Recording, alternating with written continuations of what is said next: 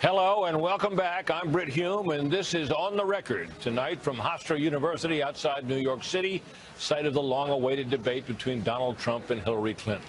The Real Clear Politics polling average tonight shows an exceedingly close contest, with Hillary Clinton leading by just over 2 points in a two-way race and half a point less in a four-way.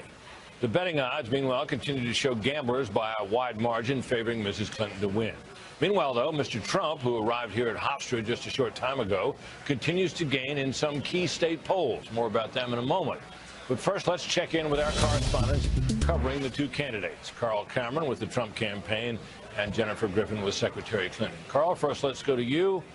Where do things stand as far as the Trump camp is concerned?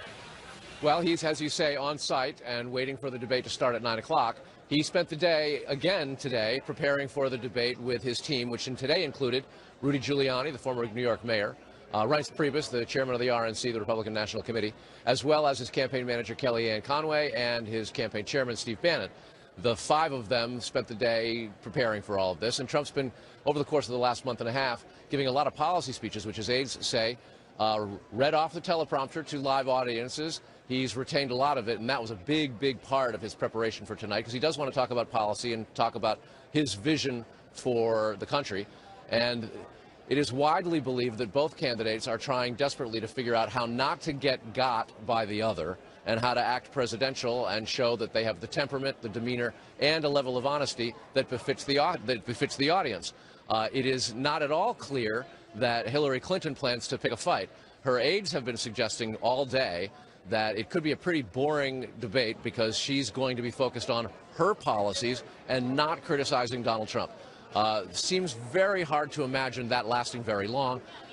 Trump, on the other hand, doesn't need to name call.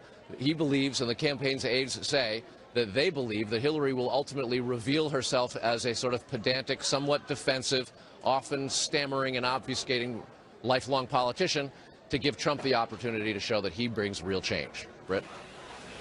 Interesting stuff, Carl. Thanks very much. Hillary Clinton, of course, is no stranger to debate preparation. She spent the better part of the last 3 days holed up with a team of aides and advisors. And Fox News correspondent Jennifer Griffin has been traveling with the Clinton campaign and is live with us on another part of the Hofstra campus. Good evening, Jennifer. Good evening, Britt. Excuse me. Hillary Clinton left her house at about 1 p.m. today in Chappaqua. She came here to Long Island. She skipped the walkthrough at the Hofstra debate site. She instead went to her longtime aide, Huma Abedin's house, to do more prep. We're told that she prepped right up until the last minute. The Trump camp and her opponents have criticized her, saying that these kind of twice-a-days are okay if you are a high school football star or football team, but it may be over-preparing for tonight's debate. But I'm told by close aides that she feels best when she prepares for 4 days before a debate, and that's what we know she did. She used to leave the house at about 11 a.m. They were very secretive. They didn't want reporters following them. In fact, the Secret Service would try to cut reporters off as their cars tried to follow the convoy. We eventually tracked her to a hotel in Rye Brook, New York, about a 17-minute drive from her house, the Doral Arrowwood. That is where she did these 90-minute mock-up. Her chief aide, Philippe Reines, who was playing Trump, he prepared right down to the kind of cufflinks that Donald Trump wore. We're also told by aides that he tried to surprise her by coming out and playing her a compliment at the beginning of these debates. They expect to see nice Donald Trump at the start of the debate. And we know that she took basically one break over the last 4 days. She went into New York to meet with the Israeli Prime Minister Benjamin Netanyahu, and an ABC embed reporter happened to see her stop by her granddaughter Charlotte's birthday party. This is not something that reporters were told about, but it was in the Flatiron district, not far from Chelsea's home, and this ABC reporter caught her coming out of that child's birthday party yesterday. So all we know now is that she's been prepping. She will drive with her husband Bill Clinton over here to the debate site. We just saw Mark Cuban get off a bus with Jesse Jackson. Mark Cuban tells us he will be sitting in the front row tonight. Britt? Jennifer, thanks very much. As we noted earlier, the Real Clear Politics average continues to show a slight Clinton lead, but the polls in some key states suggest a possibly different story. For example, in the normally blue state of Pennsylvania, where Clinton had an average 10-point lead a month ago, A CNN ORC poll out today shows her lead down to a single point. And in Colorado, where she had a similar 10-point lead a month ago, that same CNN poll actually has Trump up by a point. To discuss this and much else, we're joined by my old friend Larry Sabato, director of the University of Virginia Center for Politics. Hello, Larry. Thanks for joining us. Hello, Brett. How are you? I'm well. Give me your take on, just your overall take on the shape of the race. Well, it's obvious. It's gotten very, very tight. You know, those two polls you just cited, I always say I have no idea if any individual poll is right. That's why I tend to rely on polling averages. But if they are correct, Britt, they're two flashing yellow lights to the Clinton campaign as if they needed more. Clinton has been drifting down. It's not a collapse. It's just a tiny drift down. And Trump has been moving up a little bit at a time, especially in some of the key swing states. It's obvious that she's got to use the debate tonight to stop the deterioration, and Trump wants to use the debate to continue the deterioration.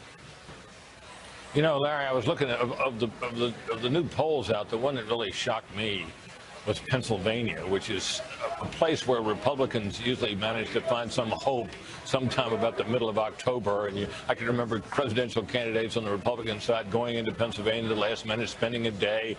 And, of course, it always ends up being a forlorn hope because Pennsylvania always seems in the end to go blue. But this close, this soon, if that poll is right, certainly struck me. How about you? No, when I saw it, I was very surprised. The same with Colorado, given the polls we've seen for the last 6 months. Now, look, in Pennsylvania, the polling averages, I think, around 3 percentage points in Clinton's favor. So you have to look at the polling averages. But sometimes a poll is a harbinger of a change that is just happening. So that's why we watch not day by day, but hour by hour. Exactly right. Do you think Colorado, I mean, Colorado's been a back and forth kind of state, unlike Pennsylvania.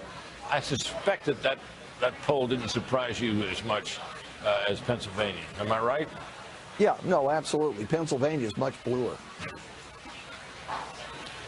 And Larry, as you look at tonight, what are you looking for? What will you, as you're watching, what will you be watching? What will be the telltale things you're focused on? You know, they sit there, or stand there, I should say, and debate for 90 minutes, and a lot of topics are covered, a lot of substance is covered, but we always get down to what goes on the debate reel that will last for all time, Brett. And you and I have been around a long while. We remember all the debates, and they're tiny little snippets. Sometimes it's a very clever, snappy phrase that lasts and defines the debate. And sometimes it's a terrible gaffe that lasts and defines the debate.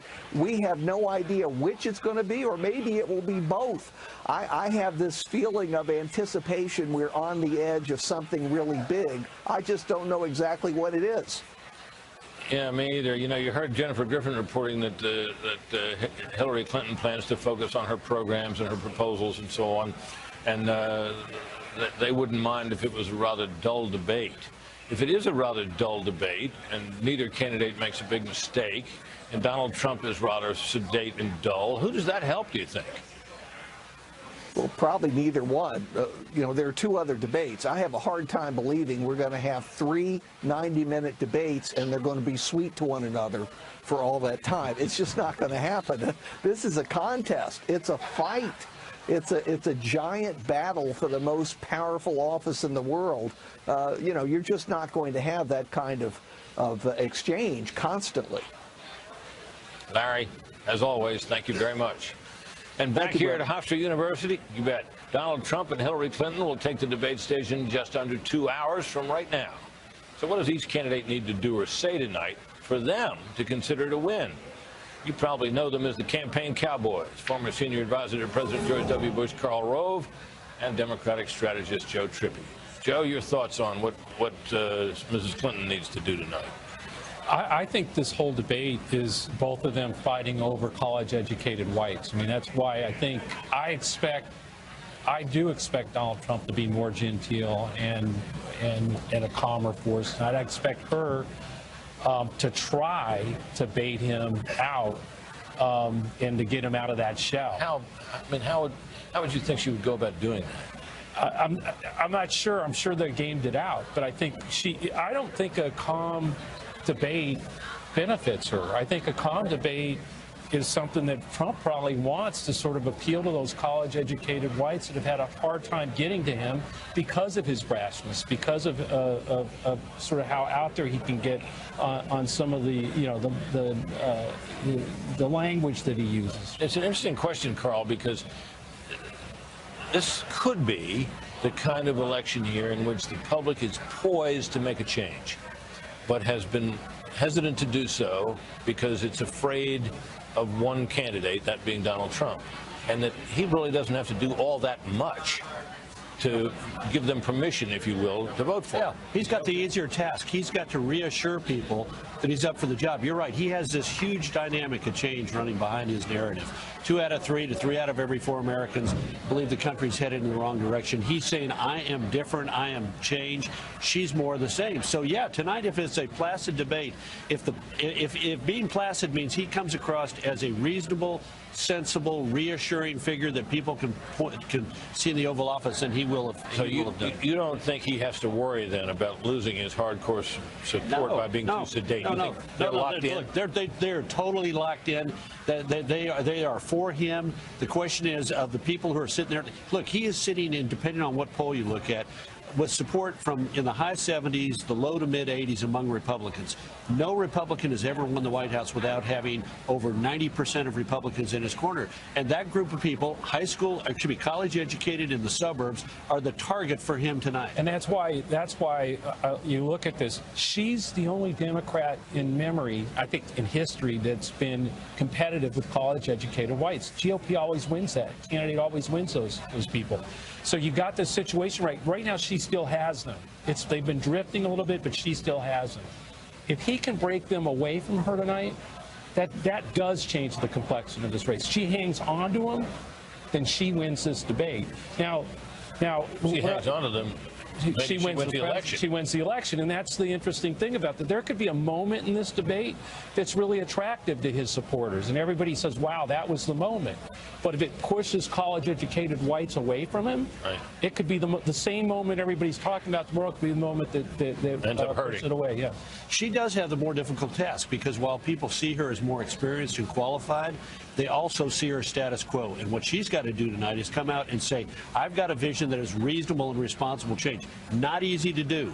Not easy to do. The race has been tightening because over time, the gravitational power of change is drawing some of those Republicans and independents to the change candidate, and she's got to change. She's got to make that dynamic. So you don't think she has to go after him? I think that it makes a mistake because look. It is more important for her to spend more of her time and leave a bigger impression about her and her vision than to go after him, unless she could find that magic way to have him explode on the stage and melt down, which is easier said than done. But I agree with that. She needs to make her case, and she has to hope on immigration, on some of these issues that he's been out there on, that he has a misstep, that he takes the bait. And if she fact checks him, which is her easiest way to get at him, she needs to fact check him to the moderator, not to him, and it needs to be low key rather than big. The bigger it is, the more it looks like she's on the assault, as opposed to saying, well, look, I just want to set the record straight. Here's the real facts. If she goes at him and says liar and liar, I mean, she's the loser in that battle. You think, Joe? And if they get into an exchange, harsh exchange, I think a harsh exchange is dangerous for both of them. I mean, I think we've seen this several times. I mean, I think Trump, he's not going to get away with lying Ted or little Marco or crooked Hillary. Stage. Yeah, I don't think that'll work. Because there was an interesting. He said that he planned to be respectful, and then he asked his supporters in some kind of poll he conducted whether they wanted him to call her crooked Hillary. If they all voted, I suspect a lot of them said yes. Right. You think it's a bad move? No, but this is the thing. He can't come in. If he comes into this debate trying to satisfy his base or rev up his base, I think that pushes the college-educated whites that he needs away from him, and that's what she has to hope. Now he has this huge lead, according to one poll, like 29 points more than Mitt Romney. No, it's not. It's not. And look, Joe's absolutely right. If they walk in here tonight and say, the person on the other side of the camera that I'm talking to is my base. She says it's that, it's that left-wing true blue Democrat, or he says it's those people who show up at my rallies and make a mistake, because tonight those people are going to remain with them. They may look at him and say, you know what, you didn't do as good as I thought you should have done, or you did better, but they're going to stay with them. The people they're going after are that 8, 10, 12% that are undecided, and the 5 or 6 or 7% that are either weakly linked to them or committed to the Last question to you, Joe. What about this enthusiasm factor, which appears to favor Trump? If she's sedate and calm, does she do anything to help that situation? Look, I think there's plenty of time for her to do that. I mean, we're going to do that with the get out the vote. The Democrats do that with get out the vote. Because an enthusiastic vote counts just as much as an enthusiastic. It doesn't matter how enthusiastic. Gentlemen, thank you. We'll have you back a little bit later. And I do not envy Lester Holt of NBC News. Tonight, he may have the hardest job of all, but what precisely should that job be? That's next. Also, stay with Fox News all night long for live coverage of this highly anticipated debate from here at Hofstra University.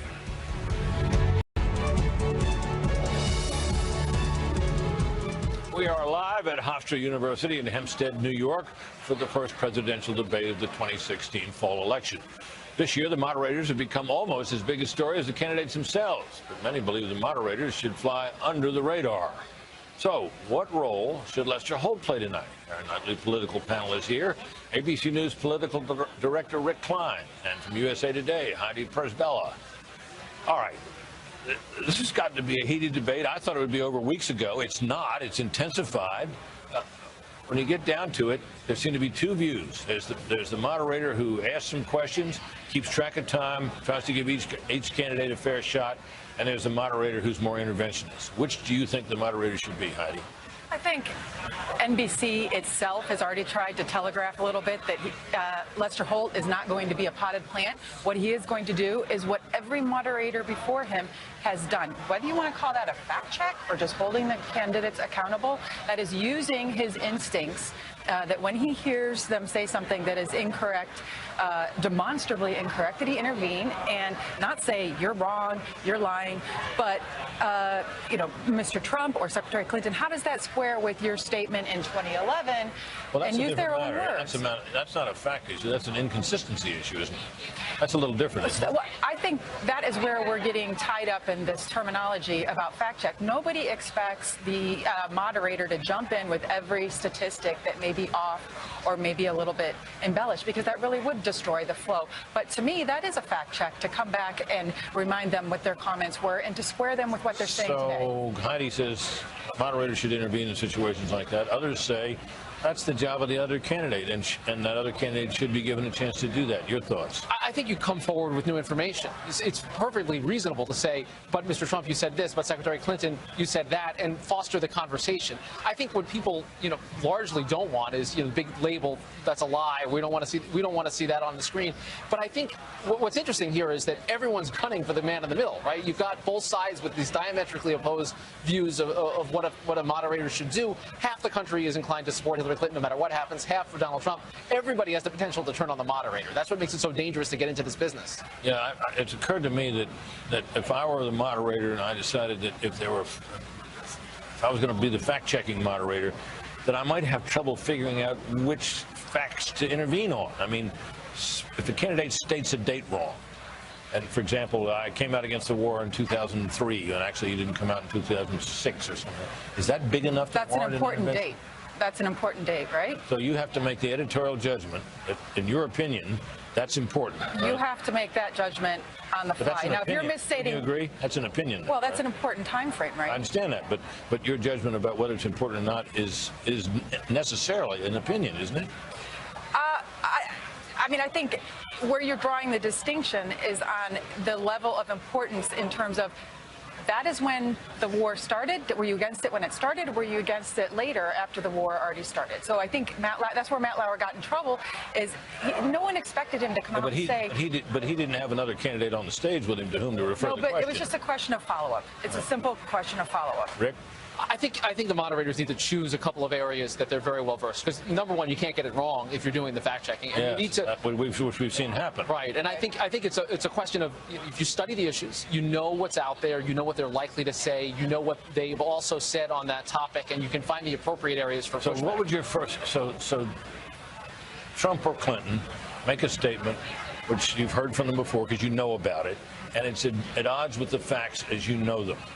Do you first give the other candidate an opportunity to correct it, or do you jump in yourself? Well, I could see it playing either way. It just depends on the dynamics of the moment. I think anything that you're doing to foster the conversation, that's what the Commission on Presidential Debates has made clear. They're not looking for a fact checker. They're looking for someone to create a conversation between the two people that could be present. And I think a very important point in this is that the way that this format was constructed, I think, is going to minimize the number of times that Mr. Holt potentially feels inclined to do this, because it's going to be 2 minutes for an answer and then allow the other guy to follow up. And I think that will take care naturally of a lot of that kind of cross fact checking, and it will be in those moments where he uses his gut that he needs to kind of intervene and correct or infuse the answer with some context. Heidi, Rick, thank you very much. We'll have you back later. Don't go away. And just ahead of the debate, we have brand new poll numbers to break down. We'll take you inside that Real Clear Politics average we talk about all the time next. Also, our live coverage of the first 2016 fall presidential debate continues next.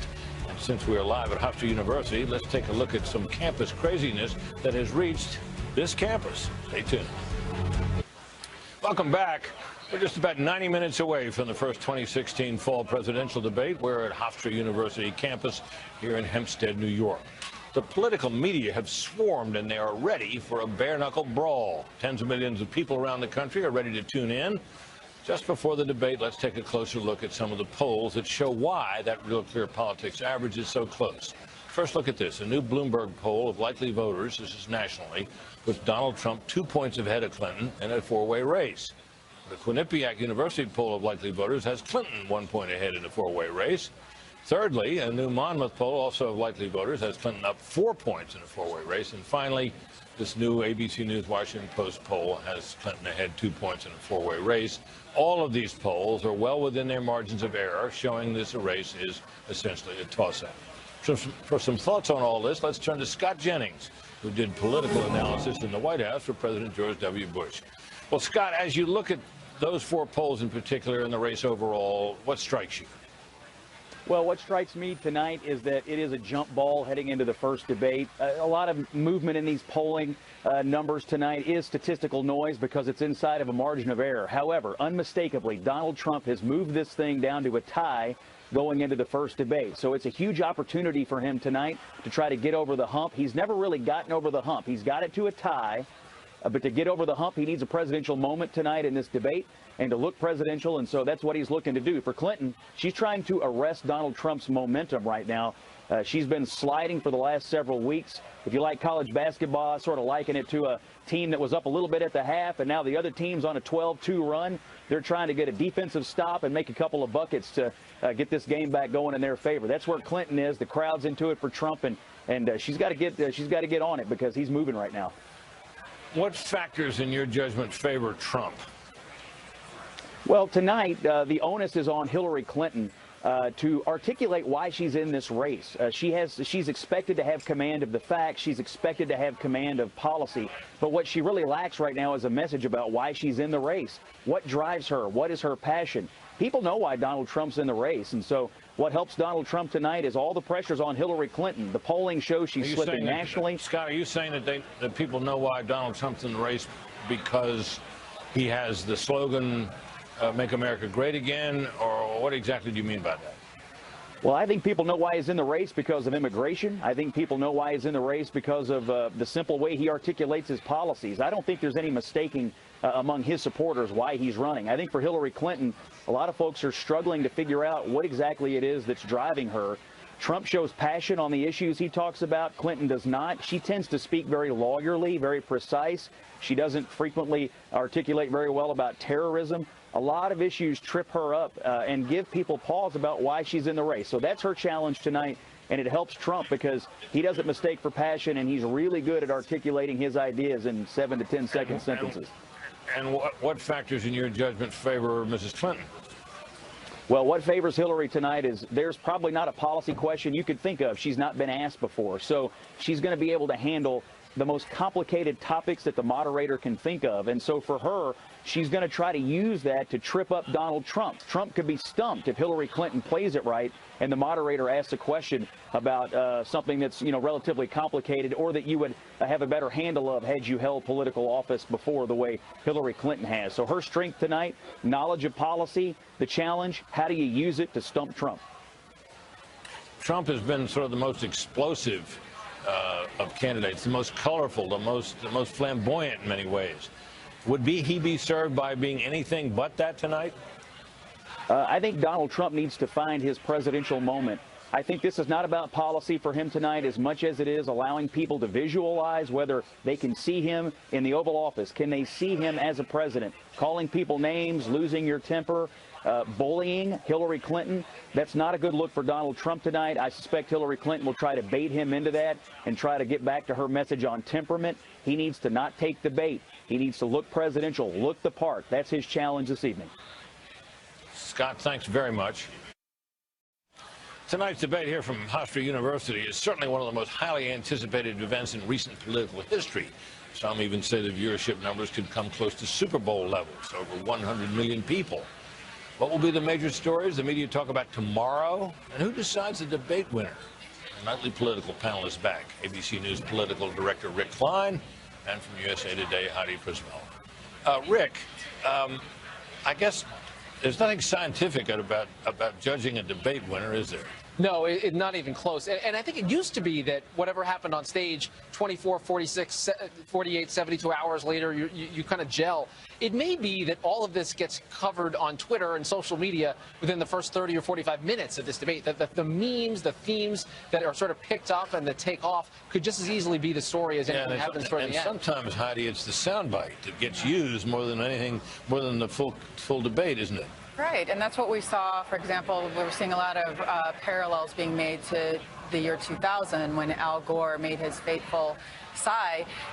In the immediate aftermath of the debate, it was... You're talking about when he walked over to where George W. Bush was standing on the debate stage? I'm talking about the sigh, right? And that was, we discussed this earlier, how that was replayed over and over again. Yeah. And that these debates can become defined by singular moments. It's not just even in the first 30 minutes. They say, well, maybe in the first 30 minutes they get some of their best shots in. But these singular moments can also come to define a debate because, like I said, when we were discussing this, that in the immediate aftermath of the debate, there were actually more people who thought, online in the Insta polling that Gore had won. But then when the public saw that replayed over and over again, right, and the news media weighed in, impressions dramatically changed in the 3 days following the debate. Yeah, sometimes winning on points in terms of scoring debating points can be impressive, but sometimes it doesn't win you the debate. And there's a moment that typically gets captured in pop culture, whether it's SNL or others who pick up on it, and it becomes the thing. Whatever else happens in the 90 minutes, we're not going to remember more than 2 or 3 moments like that. And so I think the campaigns prepare for that. They have a couple of set pieces ready. They know that they're going to try out a couple of moves and maybe a zinger here or there. And if things work out just the way they want, that'll be the moment that they unload. Think of 1984, Walter Mondale. I was covering him. Clearly bested Ronald Reagan in their first debate in Louisville. In fact, it led to him changing the name of his campaign plane to Louisville Slugger. And in the second debate, Reagan got it all back with the famous line, "I will not let my opponent's youth and inexperience, hold it against him." And the audience roared. I remember watching Mondale's face. He laughed because he's a good sport. But I could see in his eyes that he knew what had just happened, and that was that Reagan had escaped the talk that had come after the first debate about whether Reagan was, in one correspondent's immortal words, okay. Well, he seemed to people to be okay, and basically that was the end of it. I think the challenge is for those moments to not come off as scripted, for them to come off as spontaneous. And the one thing I wonder about you got to get your spontaneous lines well rehearsed. Right? Yeah, that's the thing. Get them down pat. From everything we've learned about Hillary Clinton's debate preparations, that she probably has 101 lines to respond to whatever Trump shows up tonight. So you kind of wonder about the spontaneity factor with her, but I think that could actually be one of the things that helps her if she does allow herself to go off script a little bit tonight, and maybe, you know, with debating this unconventional candidate, who knows, that may be one of the surprises of the night.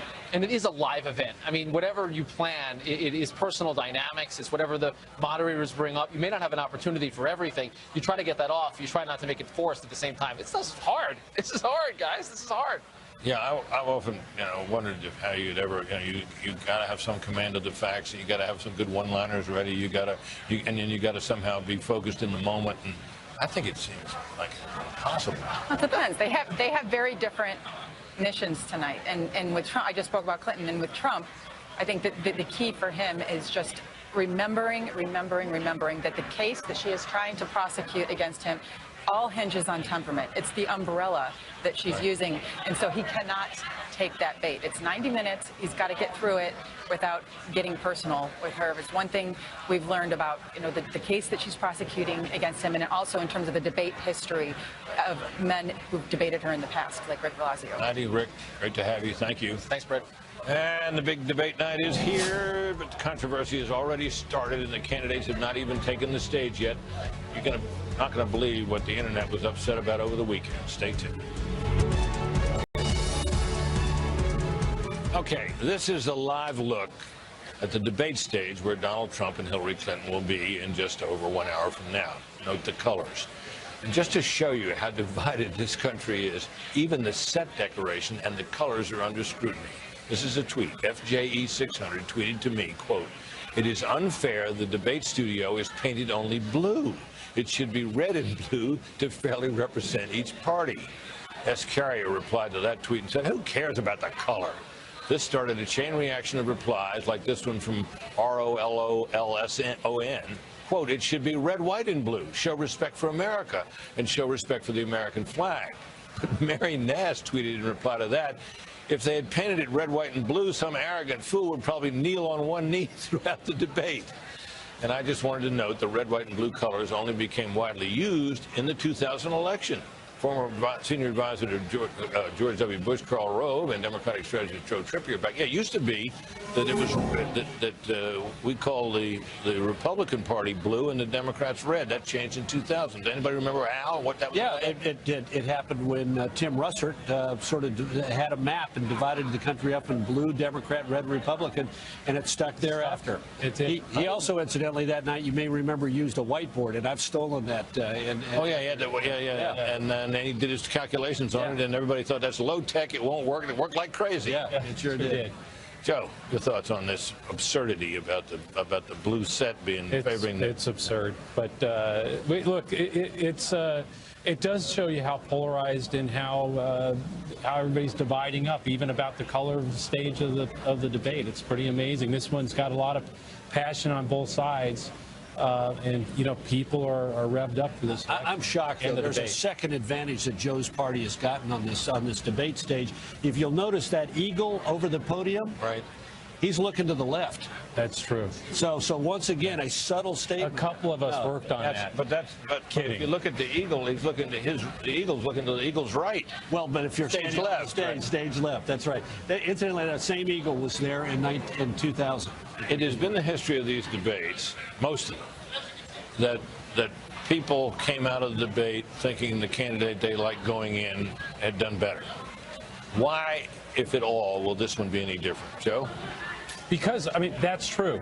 Most people will be watching to cheer their candidate on. Right. But there will be 10, 20 points of people out there who really, they may think they've decided, but they may be truly undecided, but they'll be watching this debate. And I really do think there are several groups of people, and we talked about it earlier, college-educated whites, suburban whites, that are going to be, that's what the fight is over tonight. Those are the people that are movable. If they move one way or the other, it's going to decide this debate could have a big impact on the election. A group of political scientists wrote a book called Timeline of Presidential Elections, and they show that the trend line that was present before the debates is basically confirmed by the debates in all but one brief instance. Which was that? 1984. The first debate, Ronald Reagan looked bad, looked completely out of touch, drops 8 points, but recovers in the second debate. But otherwise, I must say, he never fell behind, though. No, but never, in fact, actually, he was really never close to being both. No, that's right. But their fundamental point is that for exactly the reason that you said, people tend to think their candidate, even if they had a lousy performance, is still worthy of support. I think there are two reasons why that might be a little bit different this year. One is the high number of undecideds, and second of all, we have the highest number, incidentally, since 1992. Second of all, we have the most unpopular candidates ever nominated for president. In October of 1964, Barry Goldwater's negatives just before he lost to LBJ, 47%. 1972, October, George McGovern, 41% negatives. Her negatives in the Real Clear Politics average 55, his 58. Wow, that's high, no doubt about it. Yeah, I can't help but remember also the 1980 debate between Reagan and Carter, the only debate, and it has widely been thought that Reagan kind of won it and with it the election when he was so relaxed and calm and finally said to Carter, when Carter was rattling off states, there you go again. Yeah. And that seemed so easy going and so mild, and it was thought that But remember, there were two debates before that with Robert Reagan and John Anderson, and if you go back and look at those, American people looked at that and said, that guy looks like a president. See, Governor was already moving the trend line was moving in his Reagan direction. consistently had amazing debate performances. I paid for that microphone, that's right. But he Thanks, consistently guys. did it. Good to have you both. Coming up, before the big debate and the possibility of insults, let's read some mean tweets aimed at me. That's next. Plus, don't change the channel. The debate will come to you live from Hofstra University right here on Fox News Channel. And now it's your turn to be heard. Here's some of the feedback I'm getting from the Twitterverse. Athena Delia tweeted, quote, "Thanks for putting me to sleep with the monotone voice of yours, dog."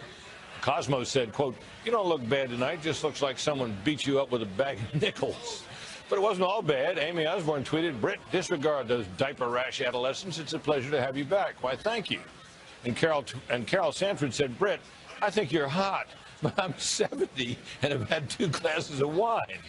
Meanwhile, there was this tweet from Jay Steinbeck, 1939. Quote, "Silly Britt Hume has wrapped his arms around and drilled Donald Trump for so long, the stink of stupid has made him woozy." But a different view from Jeff Smith, who said, quote, "It is so obvious you're in the tank for Hillary. Is she paying you?" Keep the feedback coming, folks. We do want to hear from you. Tweet me using @BrittHume or email ontherecord@foxnews.com. That's about it for us tonight. The O'Reilly Factor is up next from here at Hofstra. I'll be one of his guests, but please don't let that stop you from watching. And if you haven't gotten sick of me yet, I'll be on throughout the night with my debate analysis. We leave you, as always, with our political quote of the day. This one from the late, great humorist and actor Will Rogers, who said, quote, "The taxpayers are sending congressmen on expensive trips abroad. It might be worth it, except they keep coming back," end quote. We'll be back tomorrow at 7 Eastern. Hope you will, too. Don't forget, O'Reilly is next from out here, and that is followed immediately by tonight's debate. Good night, and stay tuned.